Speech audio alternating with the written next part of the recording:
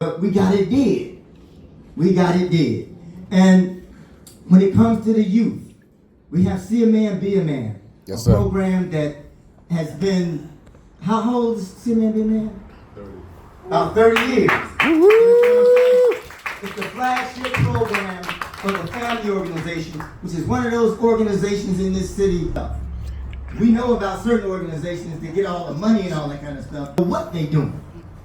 That's an organization, the family organization, that we don't know a lot about, a lot of us, but it's one that's actually making a difference for our kids. Yes, sir. Okay? And this brother happens to be a brilliant scholar, like I said.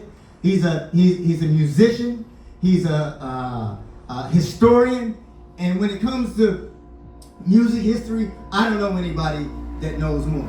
And so we're gonna have him come up. We're gonna have Brother Lonzo himself, the godfather of West Coast hip hop, and then he brought a brother. One of the brothers I think that was in there. This brother? Yeah. What's his name? Arnold. Look, I don't know him.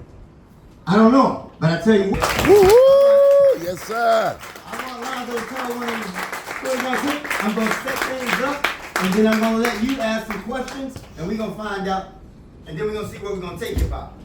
Good evening, everyone. Woo-hoo! Good evening, sir. Thank y'all for coming out tonight, y'all. Thank Yes, you. sir. You know, I don't know if y'all caught this one thing or not in the documentary. There was one part of the documentary I spoke about how I never met anybody's dad. I never met Easy's dad, Dre's dad, Yella's dad. These guys were at my house every day. What this story didn't show you was the reason why I got Eve After Dark was because of my dad. My dad's friend owned Eve After Dark. His name was Jeffrey Harris. They was drinking buddies. Some of y'all may have been to Jeffrey's. Y'all ain't gotta raise your hands, but and Jeffrey's on the corner of Alano Secondo was downstairs. You go to the second floor, and that's where Eve After Dark. Because Eve was actually a banquet hall. When my dad came home one day. Well, let me back up. I grew up in the neighborhood. Jeffy, we all grew up in the same neighborhood. He watched me grow up, literally. My dad was a gardener. Jeffy was a contractor. They worked together. And then after they go to work, Jeffy had a bar. They all go drinking. Well, my mom passed and I was 19. She died from cancer.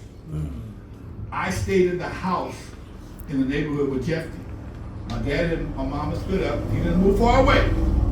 But I lived in a house, so it was technically my dad's house. So one day, I'm in my bedroom. He walks in his house that I'm living in and sees me with a pile of money. I had just did dance at Alpine Village. And my dad was deaf. He threatened to kill me many times if I sold dope. He never thought I was selling dope. And this day, he came home. I had about $500 or $600 bucks, but it was in ones and fives. It looked like a whole lot of money. He finna kill me. He finna break out the guillotine, whatever it's going, firing spot, whatever. Pops, hold on, don't kill me. I got this money from DJing at Alpine Village. He told me, ain't that much damn money in DJing, it ain't possible, okay? I said, come by the dance. I had a dance a couple weeks later. Come by the dance, you'll see what I'm talking about. He came by, he was so impressed. He started asking questions, and he told his friend Jeffy, hey, my son got a good thing going on, you ought to give him a shot. I never would have thought about this. I never would have thought about doing this. I had no intention on ever owning a nightclub at 21 years old. Right. We go upstairs and meet Jeffy. In my mind, at 21, I'm thinking I'm going to rent the club every 2 weeks like we did at Alpine Village. Every 1st and 15th, we're going to be out at Eve After Dark. Jeffy and my daddy sitting there, they both drinking brown liquor. They about lit. And Jeffy said, well, I'm going to give you a shot. All right. But you got to take it every week. Huh? Rent was $300 a night. $300 in 1979. He was charging me $300 a night. $600 a week. All right, $2,400 a month. But at Alpine, we've already paying $900 for one night. 2 nights a year, 2 nights a month, $1,800. We don't even think about that. But I got 2 nights to get paid. So I went to my friend Jeannie, and she says, I got you. I'm still nervous.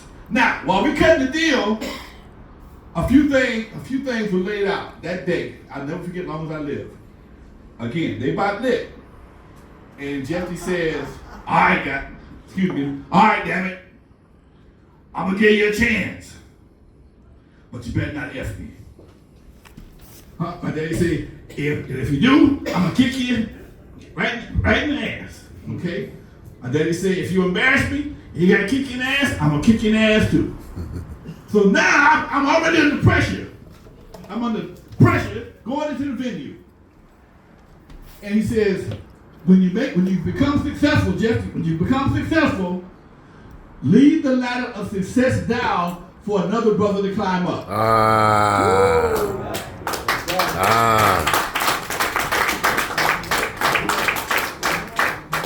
And that stuck with me my entire career. Now sometimes the ladder went before me, and they pulled it up before I got to it, but that's okay. That's all right. I'm still here. I still got my own ladder. I'm still dropping it down for other folks. That's right.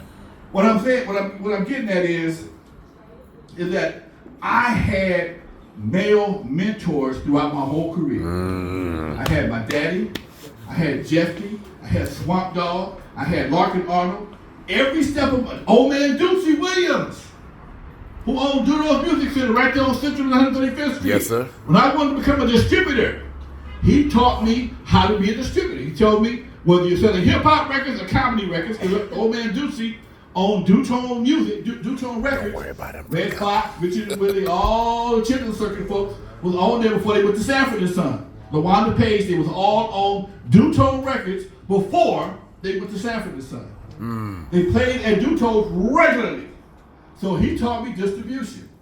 And what I come to realize over the years, one, I never met anybody's dad, but because I had to answer to my dad, Jeffy, Mr. Williams, and Dudo, and everybody else, it gave me a different path. I had guidance. I had people to answer to. Hip hop has no one to answer to. The people that control hip hop, they don't care. They don't care about the death, the destruction, none of the negative stuff that happens, because they live in a gated community about 50 miles away, up north. See? Okay, they 50 miles up north in a gated community. If you have a problem with Lonzo on 120th and Figueroa. Okay? Lonzo can't give you a hard time. Lonzo can't give you a hard time. I gotta tell you one more story. I'll never forget. This was a few years ago. One of the kids I was working with disappeared, and he went to jail for murder. And Lonzo, you still up in the same place? No, I moved. No. He went to jail for murder. He got out all bucked and carried on, and like, you still in the same house? No, dude, I had to move. Cause that's how familiar people are with where I live. I've been there 40 years. If you see straight out of Compton, the house, everything happened in the very beginning until I walked out. My character walked out of the scene and said, "No, Dre, you got it." I was at my house. Yes, sir. My house was owned by Johnny Otis. Some of y'all need a lot more grade to know who Johnny Otis is. Light-skinned brother. Yes. Okay. When I was talking to Barbara Morrison before she passed, Barbara Morrison recorded at my house with Johnny Otis. Oh, wow. The reason why I knew my house was for sale, because Etta James, who was my neighbor, called me and told me, "Lonzo, need to go buy Johnny Otis' house, because he just moved to Altadena. He got rich off of Back to the Future." So I have a legacy I have to live up to. Right. I have a legacy I have to live up to. I've been inundated with information and guidance for all my life, and to stand here at almost 70 years old and still be able to do what I do, I thank God. I thank y'all for coming out today. Thank you very much, y'all. Woo-hoo! Yes, sir.